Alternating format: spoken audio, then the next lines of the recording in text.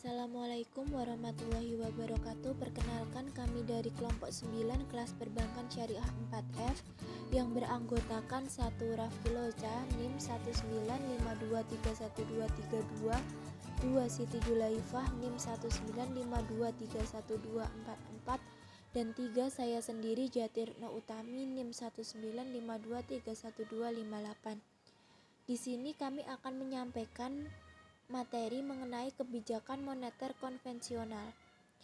Pengertian dari kebijakan moneter sendiri adalah suatu usaha dalam mengendalikan keadaan ekonomi makro agar dapat berjalan sesuai dengan apa yang diinginkan. Dalam mengatur jumlah uang yang beredar dalam perekonomian, serta usaha tersebut dilakukan agar terjadi kestabilan harga dan inflasi serta terjadinya peningkatan output keseimbangan. Kebijakan moneter dapat digolongkan menjadi dua. Yang pertama, kebijakan moneter ekspansif atau monetary expansive policy, yaitu suatu kebijakan dalam rangka menambah jumlah uang yang beredar. Kebijakan ini dilakukan agar mengatasi pengangguran dan meningkatkan daya beli masyarakat atau permintaan masyarakat pada suatu perekonomian yang mengalami resesi atau depresi. Yang kedua, kebijakan moneter kontraktif atau monetary contractive policy, yaitu adalah suatu kebijakan dalam rangka mengurangi jumlah uang yang beredar. Kebijakan ini dilakukan pada saat perekonomian mengalami inflasi. Disebut juga dengan kebijakan uang ketat. Tujuan kebijakan moneter. Bank Indonesia memiliki tujuan untuk mencapai dan memelihara kestabilan nilai rupiah.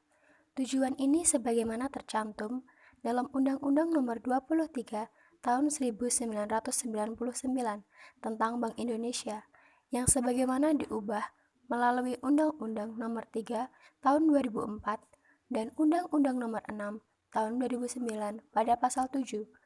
Kestabilan rupiah yang dimaksud mempunyai dua dimensi. Dimensi pertama, kestabilan nilai rupiah adalah kestabilan terhadap harga-harga barang dan jasa yang tercermin dari perkembangan laju inflasi. Sementara itu, dimensi yang kedua terkait dengan perkembangan nilai tukar rupiah terhadap mata uang negara lain. Prinsip-prinsip kebijakan moneter. Yang pertama, mempunyai satu tujuan akhir yang diutamakan, atau overriding objective, yaitu sasaran inflasi, sebagaimana kontribusi pokok kebijakan moneter dalam meningkatkan kesejahteraan masyarakat.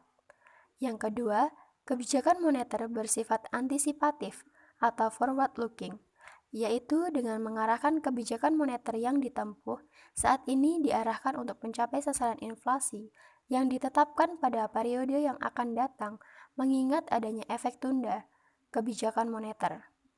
Yang ketiga, mengikatkan diri kepada suatu mekanisme tertentu dalam membuat pertimbangan penentuan respon kebijakan moneter atau constrained discretion, yaitu dalam penetapan respon kebijakan moneter, Bank Sentral mempertimbangkan perakiraan inflasi, pertumbuhan ekonomi, serta berbagai variabel lain, termasuk pertimbangan mengenai kebijakan dengan kebijakan makro lain. Yang keempat, sesuai dengan prinsip-prinsip tata kelola yang sehat atau good governance, yaitu berkejelasan tujuan, konsisten, transparan, dan berakuntabilitas. Instrumen kebijakan moneter ada 5.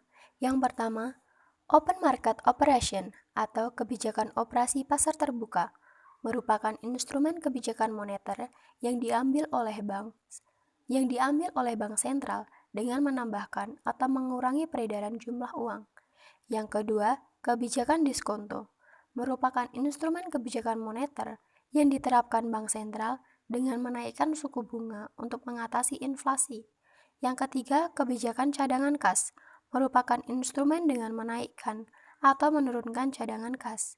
Yang keempat, kebijakan kredit ketat, merupakan instrumen kebijakan moneter dengan 5C, yaitu karakter, capability, collateral, capital, dan and conditioning of economy. Yang kelima, kebijakan dorongan moral merupakan instrumen untuk memperbaiki dan mengawasi jumlah uang yang beredar. Peran kebijakan moneter di Indonesia. Pertama adalah menjaga stabilitas ekonomi. Ketika kondisi ekonomi negara stabil, terkendali, dan berjalan dengan baik, kebijakan moneter harus bisa menjaga agar kondisi tersebut berkelanjutan. Stabil juga berarti arus uang yang beredar di pasar sama dengan arus barang atau jasa yang ada di masyarakat. Kedua adalah menjaga stabilitas harga, artinya kebijakan ini harus mampu menstabilkan kenaikan dan penurunan harga yang tidak beraturan.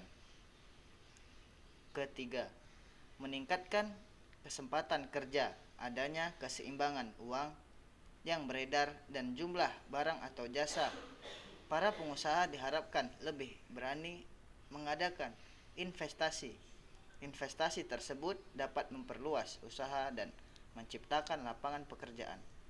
Yang terakhir atau yang keempat, kebijakan moneter juga berperan untuk memperbaiki posisi neraca perdagangan dan neraca pembayaran.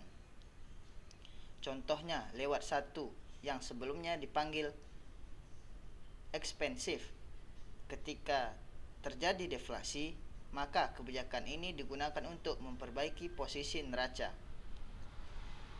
perdagangan dan neraca pembayaran melalui penambahan jumlah ekspor yang terjadi dikarenakan menurunnya suku bunga perbankan.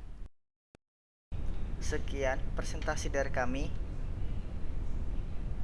Saya ada beberapa pantun untuk teman-teman. Ular kobra katanya berbisa. Hari ini hari Selasa, ikhlaskan niat dalam berpuasa. Semoga menghapus segala dosa. Petani sibuk menanam padi di tengah sawah. Kami tutup presentasi ini. Assalamualaikum warahmatullahi wabarakatuh.